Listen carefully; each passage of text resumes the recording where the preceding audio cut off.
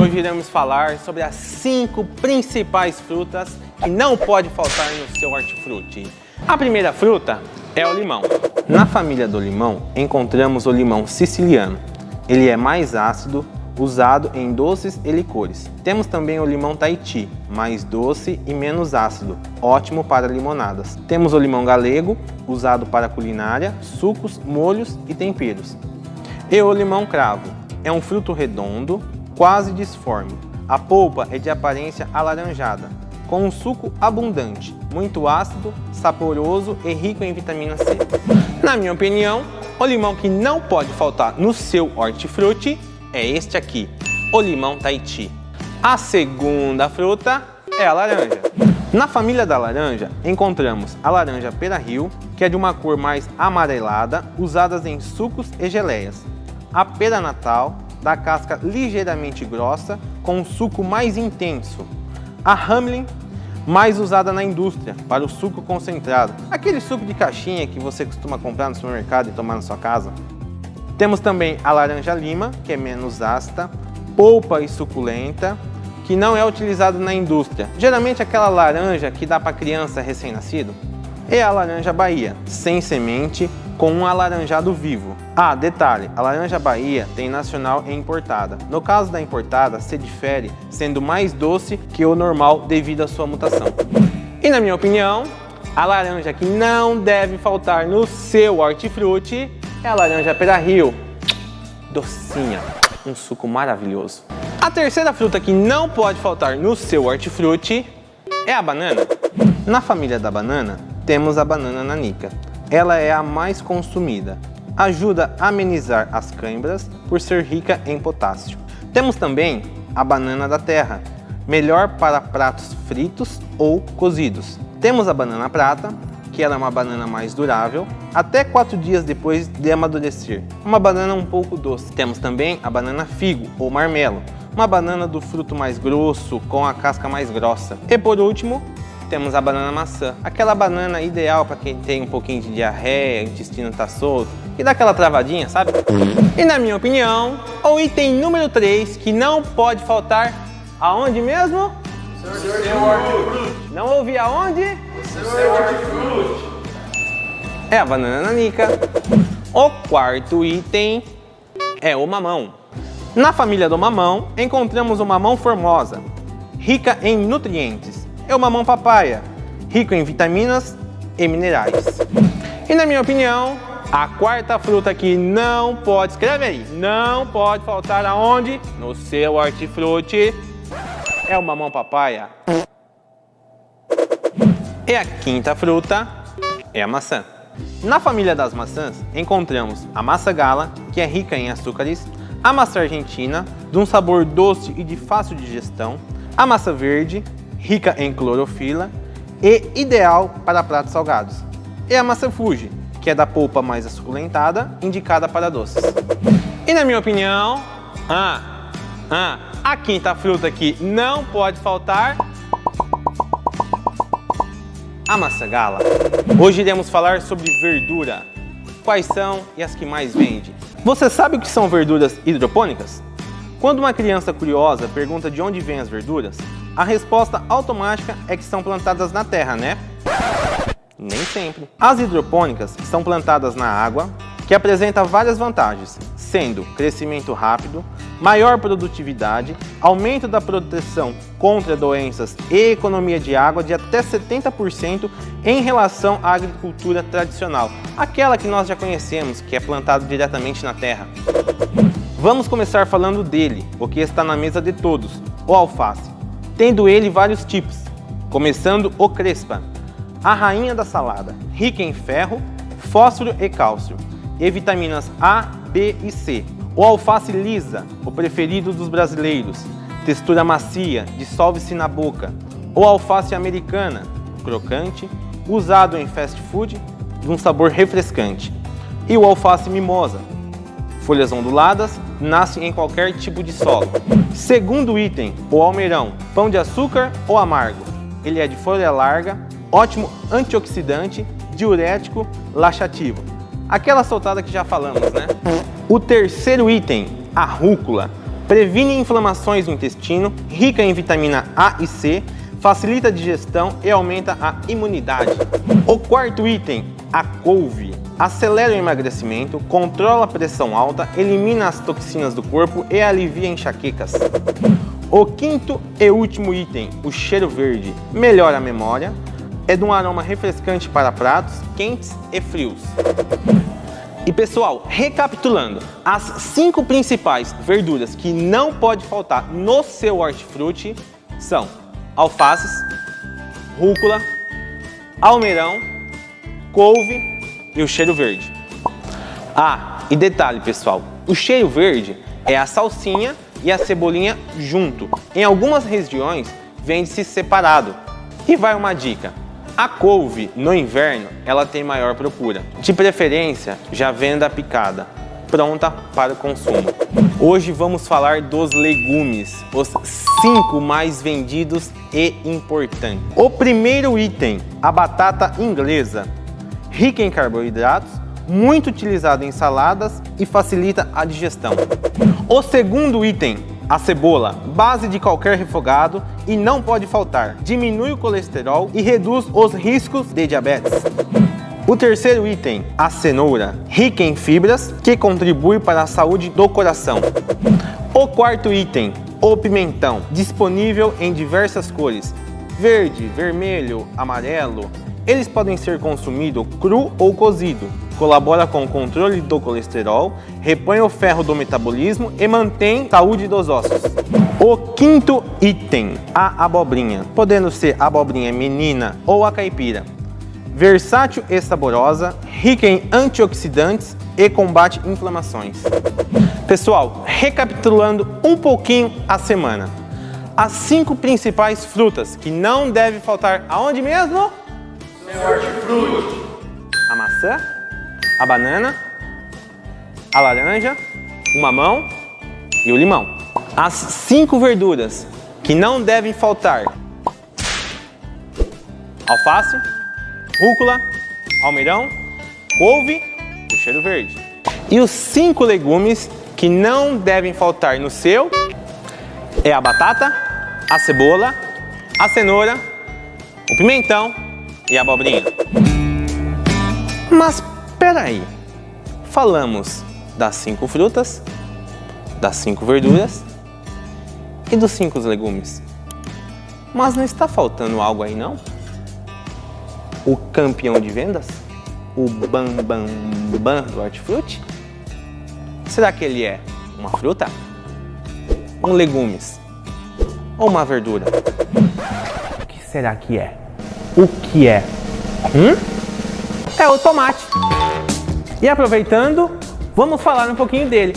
Mas antes, já se inscreveu? Ainda não? Não se inscreveu? Se inscreve, ative o sininho, deixe seu like e bora! O tomate é uma fruta. Existe um mito aí que talvez ele poderia ser um legume, mas não, ele é uma fruta, porque ele contém semente. Segue aí algumas variedades do tomate. Tomate Carmen ou longa vida. Ele é bom para saladas, mas pode ser muito aguado e pouco saboroso. Não é usado para molhos, porém é o mais comercializado. Tomate caqui, excelente para vinagrete do churrasco. Não é muito adocicado, mas tem uma boa acidez. Tomate pizzadoro ou italiano, de formato alongado, ideal para molhos, possui menos sementes e é mais carnudo. Tomate Débora, tomate para o dia a dia, para salada, para molho, e ele é bem versátil. Tomate cereja, um mini tomate adocicado, bem aguado, refrescante, para canapés e espetinhos. Tomate Sweet Grapes, o formato parece o de uma uva. É bem mais adocicado que o tomate cereja e mais carnudinho, parece um mini tomate italiano. E o tomate rasteiro, ele é muito saboroso, ótimo para saladas e molhos, e o mais resistente a pragas que os outros tomates. Pessoal, essas são algumas variedades existentes do tomate. Uma dica aqui importante: o tomatinho cereja e o Sweet Grape é diferente. As pessoas confundem. O tomatinho cereja, ele é um mini tomate adocicado. Já o Sweet Grape, como os mencionamos, ele é um tomate parecido com um mini tomate italiano e é bem mais doce. O tomate Débora, o tomate italiano, o tomate longa-vida é uma variedade de tomate que é plantada geralmente no campo, em varado. Às vezes você vai em algum lugar e escuta, este tomate é em varado. Por quê? Porque ele é plantado em vara no campo. Já o rasteiro é plantado diretamente no solo. Aí vai uma curiosidade, o tomate ele é muito regional. Você aí na sua região tem que ficar atento para saber qual o tomate que o seu cliente gosta. Na minha região aqui eles preferem o italiano, porém na época do rasteiro é o que mais sai. Eu não trabalho com envarado na época do rasteiro, somente eu vendo o tomate rasteiro, porque ele é um tomate um pouco mais acessível, mais barato e de altíssima qualidade. Em centros grandes, por exemplo, São Paulo, capital, já sai mais o tomate envarado, Débora, Pizzadoro, Longa Vida. No caso da região no sul, eles preferem o tomate longa vida para estar na sua mesa no dia a dia. Como você escolhe o seu ponto comercial? Meu Deus, vou abrir uma loja, um varejão, um sacolão, uma quitanda ou um hortifruti. Onde eu abro? Que ponto que eu escolho? Que prédio? Meu Deus! Vou te ensinar. Vamos lá. Primeiramente, você tem que pensar o seguinte, capital disponível. Como você vai montar sua loja? Vai ser uma loja grande? Médio porte? Pequeno? Você vai vender para público A, B, C? Qual público você quer atingir? Tudo influencia no prédio que você vai escolher, na localização dele. Mas por quê? É simples. Você não pode pegar um prédio grande se o seu capital é pequeno. Você não pode pegar um prédio pequeno e querer colocar tudo lá dentro. Não cabe, não dá certo. Detalhe, prédios altos é mais fresco, porém, para climatizar dá mais trabalho. Prédios baixos, você consegue colocar ar-condicionado. Mas meu Deus, ar-condicionado e a energia? Ela se paga, pode ficar sossegado. Prédio de esquina geralmente é melhor, porque ele dá mais visibilidade para a loja. Então você faz uma comunicação visual top, uma fachada top na frente da sua loja, você chama a atenção de quem passa. Porém, na maioria das vezes, o prédio de esquina não tem onde estacionar na frente da loja. Você precisa ter um estacionamento. Se você conseguir um prédio de esquina, não muito grande, médio porte, mas que tamanho? 80 a 120 metros quadrados. 3 ou 4 vagas na frente da loja para estacionar. Você já está tirando de letra. Você já está com uma vantagem muito grande para os seus concorrentes. Porque é um prédio de esquina que chama a atenção de quem passa na rua, a pessoa consegue estacionar o seu carro, é de fácil acesso, uma loja não é muito grande, de 80 a 120 metros, se você conseguir climatizar ela então, perfeito. Mas lembre, você precisa saber o capital que você tem. Mas Jonas, não tem prédio de esquina. E no meio do quarteirão? É bom? Mas lá já era um mercado. Não, era uma quitanda. Não, era um bar. Não, era uma mercearia. Tome muito cuidado com isso daí. Prédio no meio do quarteirão não tem problema, desde que tenha uma certa facilidade para estacionar em volta dele, sem problema nenhum. Porém, prédio onde já foi algum comércio, uma quitanda, um varejão, um mercadinho, um bar, enfim, já foi um comércio, não deu certo, por algum motivo fechou. Veja bem, se esse ponto não está queimado. Porque se lá teve um comércio do qual já não deu certo, a probabilidade deste ponto já está mal visto pelos olhos do cliente é grande. Você vai ter uma dificuldade a mais para chamar a clientela de volta. Mas você assistiu meu primeiro vídeo? Assistiu? Não? Assiste aqui, Faturamento, 150, 200 reais nos primeiros dias. Já tinha sido por 3 vezes um varejão lá, um hortifruti. Depois de 2 anos, faturamento 4 mil diário. Muitas das vezes, o que vai importar não vai ser o ponto, não vai ser o tamanho da loja. O que vai importar é a sua vontade de vencer. e o que você quer. Você quer que dê certo? Assina embaixo e vai. Um abraço. Não falei sobre o ponto comercial? Entenderam? Ficou alguma dúvida? Se ficou, deixa aqui embaixo, beleza? Mas hoje vamos falar do que você precisa ter dentro da sua loja. Bom, como falamos no vídeo anterior sobre o ponto comercial, após você escolher o seu ponto comercial, você já tem a dimensão do prédio, seria um prédio quadrado, retangular. Aí você vai olhar para ele e ver o que você precisa colocar lá dentro, certo? O que precisa ter lá dentro do seu prédio? Você tem que ter bancadas, você tem que ter caixa, você tem que ter comunicação visual interna e externa da loja para atrair o cliente para dentro da loja, saber o que você é, certo? Entre outras coisas, certo? Mas vamos falar um pouquinho sobre bancadas. Qual ter na sua loja? Você tem que parar e analisar de que tamanho, que proporção será a sua loja. A sua loja, digamos que o prédio tenha 120 metros quadrados. O que eu faço? Eu recuo o prédio com uns 40 metros quadrados, reparto ele com divisória para ter um depósito. E no espaço restante, nos 80 metros quadrados, eu monto a loja. De que forma? Eu escolho a bancada, primeiramente. Vai ser bancada de mármore, de granito? Você vai fazer ela de alvenaria? Vai ser de madeira? Vai ser aqueles expositores na diagonal com a caixa por cima? Vai ser de pallet? Tudo isso você já tem que saber. Quando? A hora que você define o capital para investir na loja. Você tem que ficar atento a vários fatores. No meu caso, as minhas bancadas são tudo de pedra de ardósia, porque é uma pedra mais em conta, é uma pedra mais fresca para a mercadoria. De uns tempos para cá, eu observei que elas eram muito fundas, uma fundura assim, desnecessário. Aí eu fiz o fundo falso, que com menos mercadoria representa que a loja está cheia, lotada de mercadoria. Vocês já sabem, né, que faz a loja vender mais. Digamos que você já escolheu qual tipo de bancada vai utilizar. No meu caso aqui é pedra de ardósia, certo? Você tem que ficar atento às dimensões dela. Por quê? Digamos que o seu prédio tenha lá 12 de frente por 10 de fundo. Dá 120 metros quadrados, correto? Aí você recuou 40 metros. O espaço que ficou, lembrando que você tem 12 metros de frente, a sua bancada já tem que sair no tamanho correto para os corredores que vai ficar na sua loja. Você já tem que saber quantos corredores vai utilizar, se é 1, se é 2 ou se é 3. Se você vai fazer somente lateral e nada no meio, ou se você vai fazer lateral e uma bancada grande no meio, você já tem que ficar atento para isso daí. Quando você resolver a forma correta, que você fala assim, não, eu vou fazer dessa forma, é essa bancada que eu quero, é desse tamanho que eu quero os corredores, você fica atento ao tamanho da bancada. Você vai fazer as repartições. Você já pode fazer ela um pouco menor.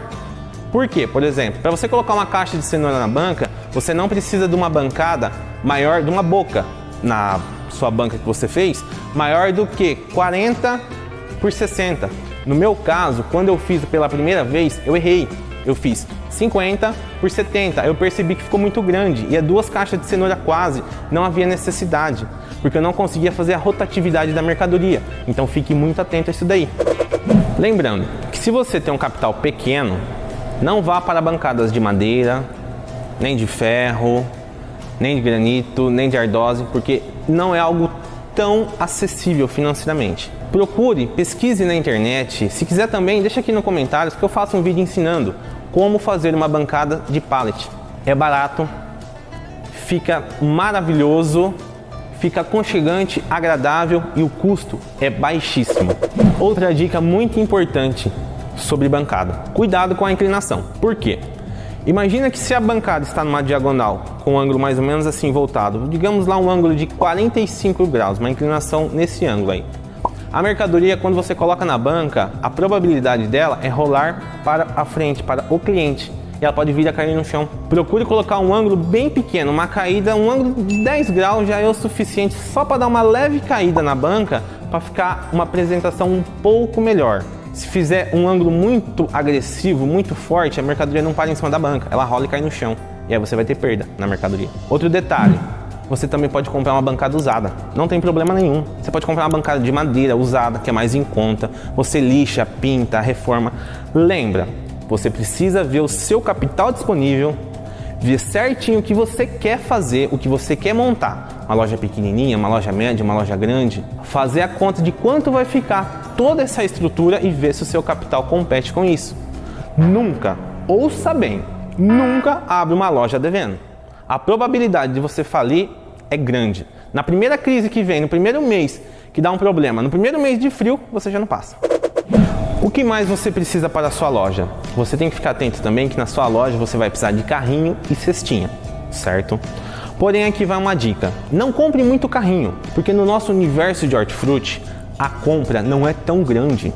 Não é aquela compra volumosa que dá no supermercado. Você vai lá, sente um carrinho gigante, dá até trabalho para levar no carro. Não. Aqui no hortifruti, é umas compras um pouco menores com valor agregado, certo?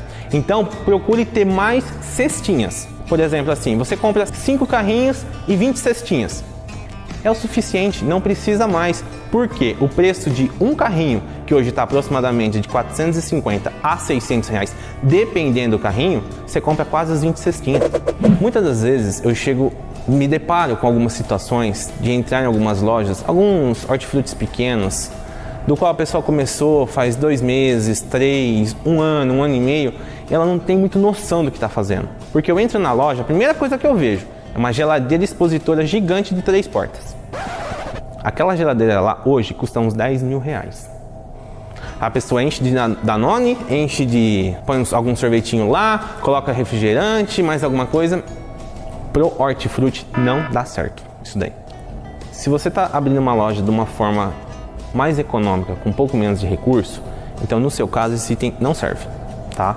Se você tem um pouquinho mais de recurso, já é interessante você ter na sua loja. Qual aqui dá certo? Uma geladeira de uma porta, onde você vai colocar talvez um pouquinho de refrigerante, um pouquinho de suco, algum picado que você fizer, uma couve picada, alguma saladinha de fruta e a água de coco, que vende muito bem agora no calor.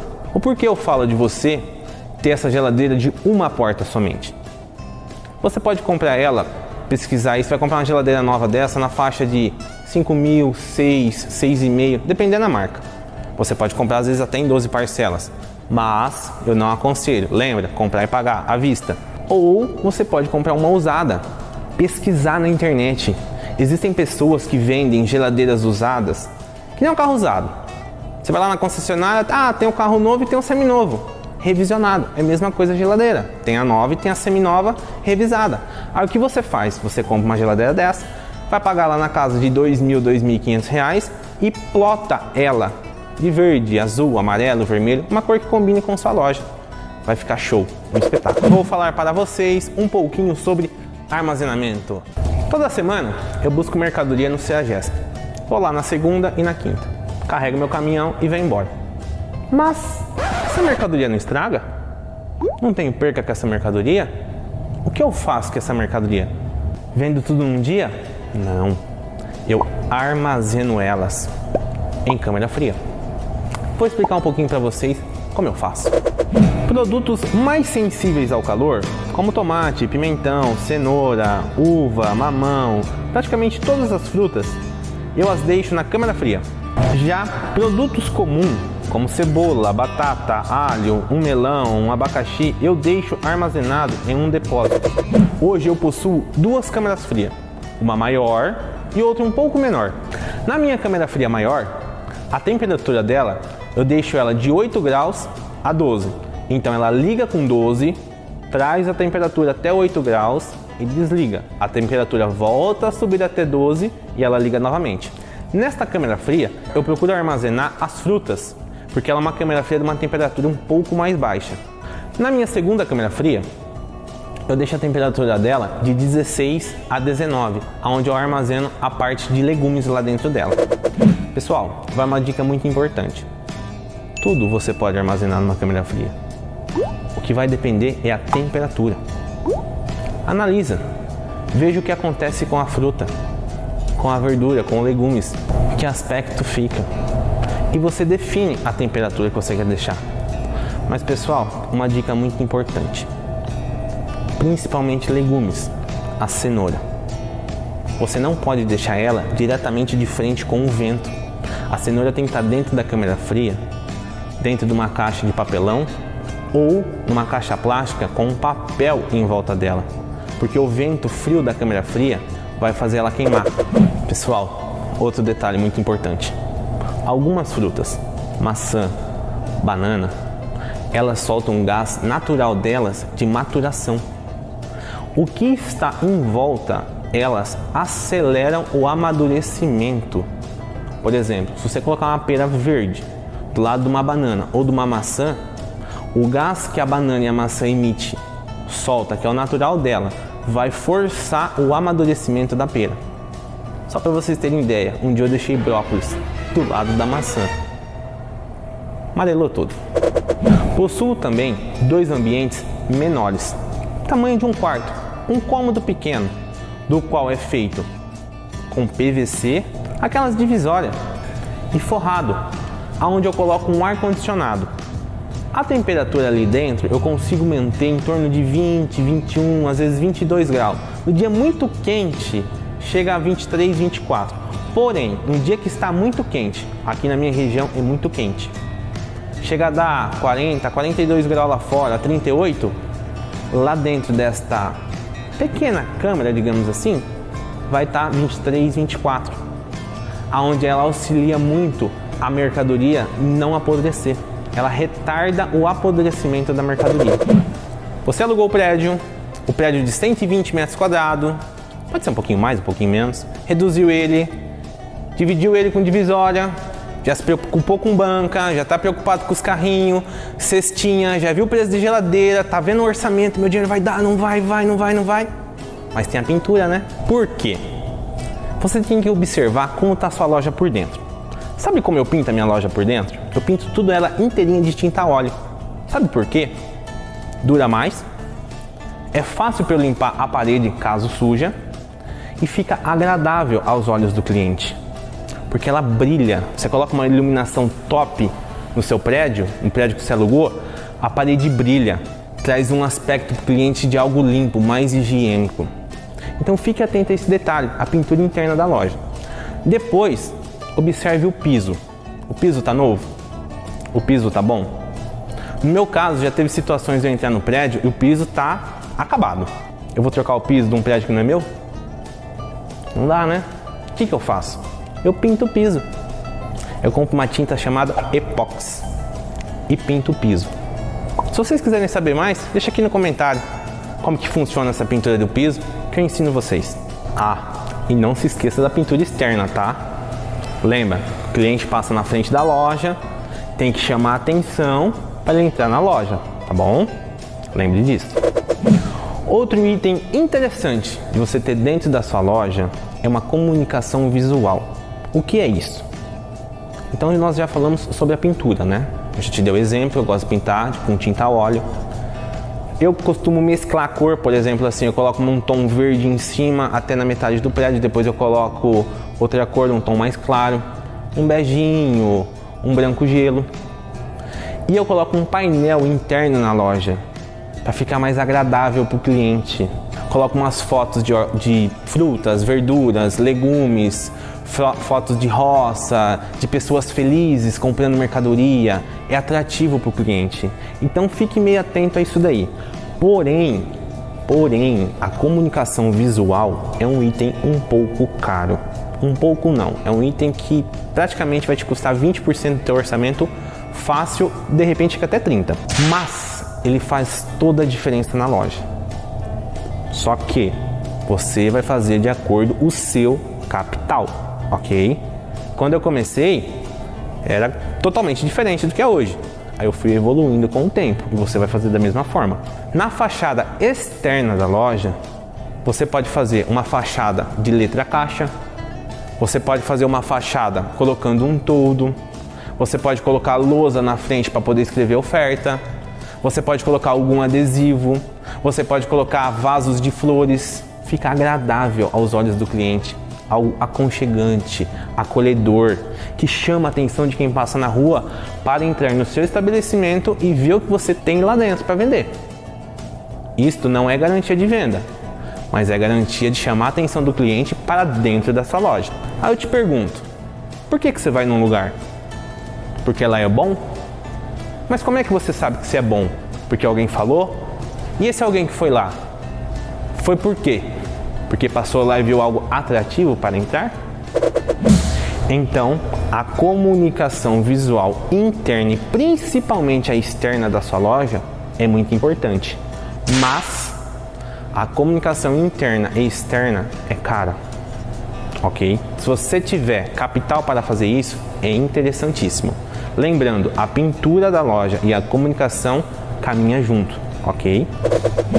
Outro item interessante para você ter dentro da loja para agradar o seu cliente é espelho nas bancadas. Sabe por quê? O espelho dá uma impressão de que o volume é maior e dá uma impressão de profundidade da mercadoria, que o ambiente fica grande, a exposição melhora, mas tem um problema seríssimo com o espelho. Por quê? Ele suja muito fácil. E se a mercadoria ficar próxima ao espelho, o próprio cliente, quando vai pegar e escolher a mercadoria, pode bater no espelho e quebrar.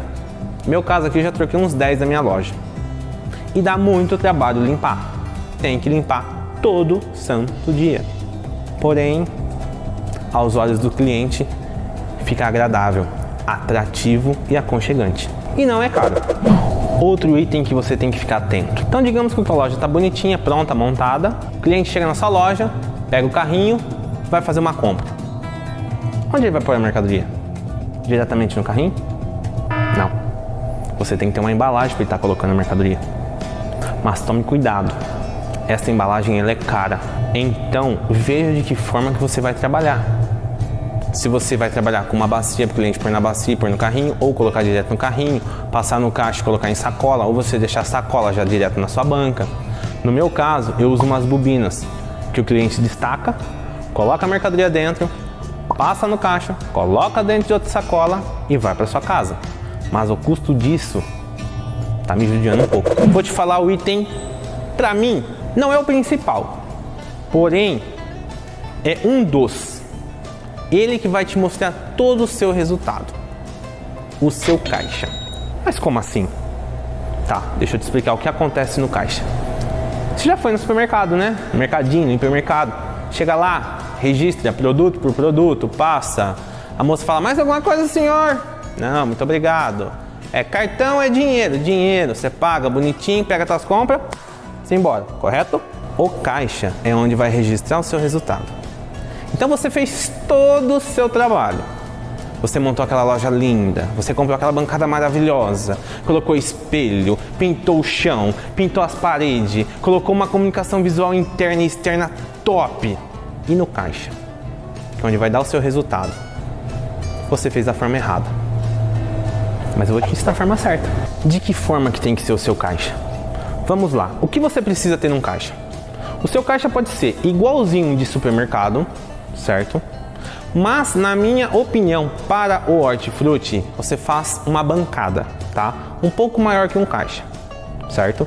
Pode ser de madeira, pode ser de alvenaria, pode ser de pedra de ardose, certo? Faz uma bancada um pouquinho maior. Ah, Jonas, mas que tamanho? Você pega uma bancada lá que ela tenha uns 70 por 2, tá? É o suficiente para você ter um computador ali bonitinho. Porque o segredo vai estar no seu computador. Porque você precisa ter um computador, uma CPU, um monitor, um mouse, um teclado, um gabinete bonitinho lá. É muito interessante você também ter um estabilizador, de preferência para um no-break. Se você não souber o que é isso, pesquisa, tá? Por que um no-break? A energia acaba ou ela dá uma piscada. O seu computador não desliga e não corrompe o seu sistema. Jonas, sistema? O que é isso? É um software que você tem que ter para controlar a sua loja. Senão, você não tem informações. Um software que vai conectar a sua balança, que você tem que ter, e a sua impressora fiscal ou não fiscal ao seu sistema. Este é o seu caixa. Por quê? Você tem que tomar muito cuidado com isso. Você precisa ter relatórios diários. Sabe o que eu faço? Quando vai fechar a loja, 7 horas da noite, faz o fechamento de caixa e faz um relatório do que a loja vendeu naquele dia. Quilo de cada mercadoria. Essa informação vem para mim. Por quê? Me facilita na compra. Eu sei o quanto cada loja vende diariamente. Eu sei o quanto eu posso comprar para ter em estoque, que eu sei que a loja vai vender em determinados dias, vamos supor, dentro de 5 dias eu sei quantas caixas de tomate minha loja vende. A loja 1, a loja 2, a loja 3, eu junto tudo e sei quanto eu preciso comprar, eu consigo ter essa média. Você precisa ter esse controle, porque ali vai te mostrar realmente se você está vendendo a mercadoria ou se você está jogando. Mas isso nós estamos falando para essa loja de 80 metros a 120, certo? Você que é pequeno, não se preocupe com isso, porque você não vai ter funcionário no seu caixa. Quem que vai ficar no seu caixa? É você, sua mulher ou seu filho que vai estar no seu caixa. Se você estiver no seu caixa, você está vendo o que está saindo. Você consegue ter uma noção do quanto você está vendendo. Então, necessariamente, você não vai precisar ter um computador. Você vai ter uma balança e uma calculadora para pesar o produto do seu cliente, falar o valor e finalizar a compra dele. Mas, Jonas, quantos caixas eu preciso ter na minha loja? 1, tá? 2? 3? Pera lá, vou te explicar. Você vai abrir, correto? Você sabe quando você vai vender? Não sabe. Eu, com a minha experiência, quando eu abro uma loja, eu tenho uma noção de quanto ela pode vender. Mas eu não sei. Então você vai se adequando. Um tem que ter, correto? Se tiver como você já fazer uma bancada lá de 2 metros ali, fazer um pouco maior, uma bancada de 3 metros em L, que dê certo você colocar 2 caixas ali. Você não precisa montar o segundo caixa, mas já está pronta a bancada. Depois é só colocar uma balança, um computador, uma calculadora, se caso você precisar, que seria top, né? Ou seja, você já monta o seu primeiro caixa pensando no segundo, aproveitando o espaço que você tem. Você escolheu o ponto, fez aquele contratinho de aluguel bonitinho, você comprou a bancada, comprou os carrinhos, comprou a cestinha, você montou o caixa, deixou já o segundo meio no esquema, você fez aquela pintura top na sua loja, aquela comunicação visual interna e externa maravilhosa, colocou espelho, deixou sua loja fantástica, perfeito para atender o seu cliente. Mas pera lá, não está faltando algo aí não? E a parte fiscal? E a fiscalização? Como funciona? Você tem que procurar um contador da sua cidade ou de sua confiança e pedir um auxílio a ele, pois você precisa ter alvará de funcionamento, alvará do Corpo de Bombeiro, alvará de vigilância sanitária. Tem cidades que exigem banheiro para deficiente e isto, quem vai te auxiliar é o seu contador. Vou falar um tema para vocês muito complicado, mas simples: inauguração. Jonas, tô te seguindo, tô lá no seu canal, me inscrevi, deixei o like, ativei o sininho, assisti todos os seus vídeos. Ó, já sei ponto comercial, já aluguei um prédio, tem 50 metros quadrados, tem espaço para depósito, vou fazer aquela câmera fria barata que você ensinou, já sei tudo. Ó, vou abrir a loja, tô empolgadaço, vou fazer a inauguração, mas... Meu Deus, como é que eu faço a inauguração? Quanto que eu compro de mercadoria? Jonas, calma, eu tô aqui, vem comigo.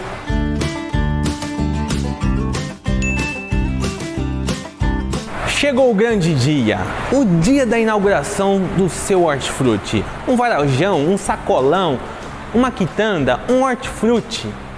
Você se esforçou, você estudou, você preparou tudo, fez tudo e vai fazer a inauguração. Mas que dia da semana que eu vou fazer a inauguração? Olha, eu vou dar o meu exemplo. Se eu fosse abrir uma loja hoje, você sabe que dia que eu faria a inauguração? No sábado. No sábado? É, no sábado. Sabe por quê? Eu já inaugurei loja de terça-feira, de quinta-feira e de sexta-feira. Só que não dá para acertar o volume de mercadoria. Então, repensando essas inaugurações, cheguei à conclusão que o melhor dia para se fazer uma inauguração é num sábado. Por quê? Todo CEAGESP na sexta-feira, CEAGESP grande, funciona. E o melhor dia para se inaugurar é no fim do mês. Por quê? No fim do mês a mercadoria é mais em conta no CEAGESP. O último CEAGESP que tem no mês, numa sexta-feira, é o melhor para se fazer compra. Você consegue pagar barato e vender barato na sua loja. Mas Jonas, o que eu vou comprar? Quanto comprar? Primeiramente, vamos fazer um questionário aí. Que tamanho é sua loja? 50, 60, 70, 100 metros quadrados? Você fez a câmera fria que eu te ensinei? Sim ou não? Vamos lá para a primeira opção. Minha loja tem 100 metros quadrados, 50 ou 60. A metragem não vai importar tanto. O que vai mudar é a quantidade de bancas que você colocou. Se você colocou um exemplo lá, 10 bancas, que cada banca tem 4 repartições, são 40 bocas para você encher de mercadoria. Teoricamente, são 40 itens. Tem itens que você pode colocar 2 bocas, 2 espaços lá para deixar mais cheio e mais apresentável. Um exemplo, tomate, batata, cebola. Outros, você pode repartir uma ao meio e colocar metade de cada mercadoria, pimentão vermelho e amarelo. Mas a pergunta que eu quero saber é se você fez aquela câmera fria mais em conta. Se você fez, então você pode comprar um volume maior, porque se caso você errar na compra, você já não vai sair no prejuízo de cara, porque essa câmera fria vai aguentar segurar essa mercadoria para você uns 5 dias. Então se você errar na primeira compra, você vai vender sábado, domingo, você ainda vai ter mercadoria para vender segunda, terça e quarta. E se você errar na compra, comprar pouco, não tem problema. Dificilmente vai acabar a tua mercadoria no sábado. Provavelmente ela vai acabar no domingo, lá para umas 10 horas da manhã, 9h30. A loja vai fechar meio-dia. Aí você fala para os seus clientes que graças a Deus a inauguração foi um sucesso, mas que amanhã, que será segunda-feira, terá mercadoria nova, a loja vai ser reabastecida. Agora eu já tive a infelicidade de inaugurar a loja numa sexta-feira. Pega uma sexta-feira, a loja vende um absurdo. Pega no sábado, a loja vende bem. Sábado, depois do almoço, já não tinha mercadoria e no domingo cedo. Faltou um monte. Nossa, cliente bravo, achando ruim. Então não é interessante isso acontecer. Por isso que eu aconselho abrir a loja, inaugurar sempre no sábado. Mas o que eu vou comprar? Bom, vamos lá. Você montou a loja, colocou as gôndolas ou banca, fez aquelas bancas que eu já te falei, né? Que você pode fazer, de pallet, pedra de ardósio, de madeira, alvenaria, do jeito que você achar melhor. E você tem 100 espaços, 100 bocas para estar colocando mercadoria. Você já tem que ter noção do que você vai comprar com o seu fornecedor. Ele vai te passar uma lista. E mediante aquela lista, você vai analisar o que você vai comprar. Mas Jonas, eu não sei o quanto comprar de cada mercadoria. Vou te dar um conselho. Vá no seu concorrente. Ele ainda não sabe que você é concorrente. Observa como ele arruma a loja. O seu concorrente mais próximo de você vai ser seu balizador. Mas como, Jonas? Eu não estou entendendo. Calma. Se você chegar lá na loja dele e a banca de tomate dele for grande, quer dizer que a demanda de tomate ali em volta de você é alta. Se a banca dele de kiwi for pequenininha ou tiver 6 ou 7 bandejinhas de kiwi, é porque não vende. Vende menos. Não adianta você comprar 30 bandejas ou 2 caixas de kiwi. Uma mercadoria cara, entendeu? Então o seu concorrente vai ser seu balizador.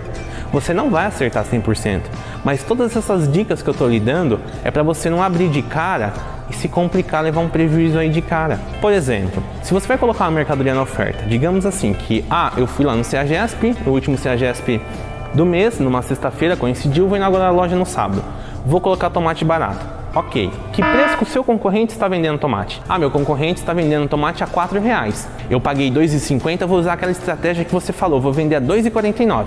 Ótimo, só que você tem que entender que a sua diferença de preço para o seu concorrente é grande e você vai vender muito tomate. Aí você chega na loja do seu concorrente e vê aquela banca grande de tomate a R$3,99 e você vai colocar o seu a R$2,49. Você vai vender bastante tomate, porque é R$1,50 a menos, é quase 50% a menos o do preço que o seu concorrente está vendendo, o preço que você vai vender. É lógico que você vai vender. Porém, se você não fizer uma divulgação em mídias digitais, não fazer um panfleto, soltar na rua e não soltar um carro de som na rua, só uma faixa na rua falando que vai fazer a inauguração, não vai surtir tanto efeito. Então, tudo é proporcional à sua divulgação, ao tamanho da sua loja, é a forma que você vai fazer a sua compra. Mas lembre-se, se você te abrir com uma estrutura, uma loja um pouquinho grande de 80 metros quadrados, com essa câmera fria que eu te ensinei, faça uma boa compra, não deixe faltar mercadoria. Lembrando que tem mercadoria que vende mais e outras que vende menos, mas você ainda não sabe, você vai descobrir.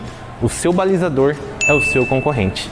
Fica a dica. Vou ensinar para vocês as 5 principais dicas de como diminuir a sua perda no seu hortifruti.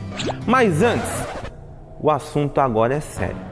Se inscreve, deixa seu like e ative o seu sininho. Sabe por quê?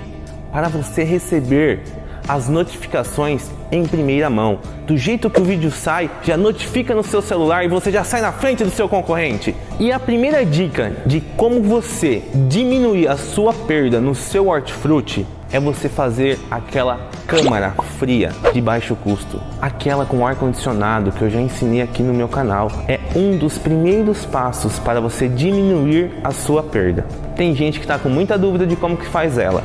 Já saiu um vídeo, eu vou fazer o segundo vídeo explicando mais detalhadamente e vou mostrar como é a minha. Mas um conceito bem simples, é como se fosse um quarto com ar-condicionado. A segunda dica é você diminuir a exposição da sua mercadoria no seu hortifruti. Mas Jonas, de que forma? Não vai ficar feio? Não vai ficar mal apresentável? Não, você fará um fundo falso. Uma estrutura por debaixo da mercadoria, como se fosse uma pirâmide, e você coloca a mercadoria em volta dela, representa que a banca está cheia, lotada, igual aquele vídeo que eu já expliquei do meu tomate, que antes eu colocava quase de 80 a 100 quilos e agora eu trabalho com 60 e o aspecto é que a banca está mais cheia do que antes. A terceira dica, você aprender a fazer a rotatividade corretamente da mercadoria no seu hortifruti. Mas Jonas, de que forma? Então digamos que você chegue na sua loja às 7 horas da manhã. Nossa Jonas, 7 horas da manhã? Você tem que reabastecer ela, né? Vai abrir às 8, correto? 1 hora antes, sempre. Para você poder passar na sua loja e reabastecer todas as bancas, tirar alguma mercadoria estragada. Depois que você abasteceu suas bancas, deixou aquele volume ideal que você já conseguiu compreender que é o volume necessário para trabalhar até o meio-dia ou o dia inteiro, se a sua banca abaixar e sobrar lá, por exemplo, você colocou 15 quilos de chuchu na banca e vendeu 10 no período da manhã, os outros 5 quilos que sobrou, você tem que retirar da banca, colocar mais 10 quilos do chuchu que você tem guardado lá na sua câmara fria, lembra aquela que eu te ensinei já? E você colocar esses 5 quilos que tirou da banca por cima. A mercadoria, a qualidade é a mesma. Porém, você vai concordar comigo que os 10 quilos que você acabou de colocar, ele está mais descansado do que o outro que estava na banca. Então, aqueles 5 quilos que estava ali, que você colocou no início do dia, tem que vir por cima da mercadoria que você colocou. Isto é a rotatividade correta da mercadoria na sua loja. A quarta dica é sobre o fornecimento diário. Veja só o que acontece. Hoje eu possuo 3 lojas, certo? Uma grande, uma média e uma menor. A loja maior é onde eu armazeno a mercadoria. Nas outras 2 eu faço fornecimento diário. Desta forma eu consegui controlar absurdamente a perda da mercadoria, chegando praticamente a 0%. Vamos dizer lá de 3 a 4% de quebra no máximo, sendo que antigamente chegava até 15% de quebra da mercadoria que ia para a loja. Fazendo o fornecimento diário, controlando a mercadoria nas câmaras frias que eu tenho e mandando para a loja todo dia, a minha perda caiu absurdamente, chegando quase a 0. A quinta dica, a melhor de todas. Então digamos que você abriu seu hortifruti, tem 1 mês, 2, 3, um pequeno hortifruti, uma quitanda pequena, um varejão, um sacolãozinho pequeno, algo pequeno, simples, porque é assim que é o início, não se inicia grande, se inicia pequeno. E você não tem a câmara fria da qual eu te ensinei, essa mais em conta, você não tem a mais cara, você não consegue porque o seu poder aquisitivo não permitiu. Não tem problema, mas eu vou te ensinar um segredo que irá te ajudar muito nas suas perdas. Então digamos que você faz compra de segunda, quarta e sexta, chega a mercadoria para você. Você vai concordar comigo que a mercadoria que você comprou na segunda-feira já não está na mesma qualidade na quarta, correto? Então pare e analisa. O que é melhor? Você jogar aquela mercadoria fora no lixo ou você vender ela a preço de custo? Ou um mais interessante ainda, que tal vender barato na terça-feira depois do almoço para ver se a mercadoria acaba? Porque senão na quarta-feira a qualidade dela já cai. Ou melhor ainda, você é pequeno, você não consegue no Ceasa segunda, quarta e sexta, ou o seu fornecimento não consegue ser segunda, quarta e sexta, é segunda e quinta. Quando chega no domingo, a sua mercadoria está cansada, você precisa dar um fim nela. Sabe o que você faz? Ela está cansada na aparência, no aspecto dela. A cenoura já deu uma murchadinha, a batata já ficou meio amarelada, a casca já deu uma pretejada, mas se você limpar ela está perfeita. Se você não faz a seção de picados, embalados a vácuo, porque é um trabalho mais delicado, mais demorado, que você precisa ter um equipamento um pouco caro também para se fazer ele. A dica que eu dou para você é tentar vender essa mercadoria para um restaurante, para uma lanchonete. Por exemplo, um tomate que sobra na sua banca e já está maduro, o cliente aperta, ele fica meio mole, vende para alguém que faz molho a preço de custo e traz de volta o seu dinheiro no bolso. É assim que você começará a ter mais lucros e diminuirá a sua perda. E aí, galera, estão gostando do conteúdo? Gostou das 5 dicas que eu dei para vocês? Se gostaram, deixa aqui no comentário. Abraços!